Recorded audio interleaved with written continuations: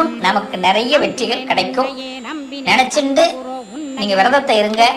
இந்த பங்குனி கிருத்திகையில நீங்க விரதம் இருக்கிறதுனால நம்ம வாழ்க்கையில பிரம்மனால் எழுதப்பட்ட சில கிறுக்கல்கள் நிச்சயமாக மாற்றி அமைக்கப்படும்.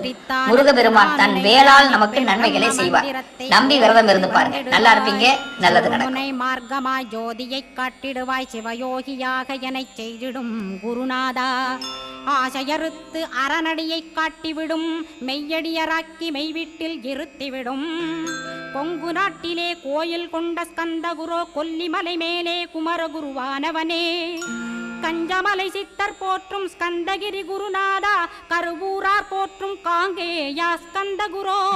மருதமலை சித்தன் மகிழ்ந்து பணி பரமகுரோ, சென்னிமலை குமரா சித்தர் கருள்வோனே. சிவவாக்கிய சித்தருளை சிவன்மலையில் போற்றுவரே பழனி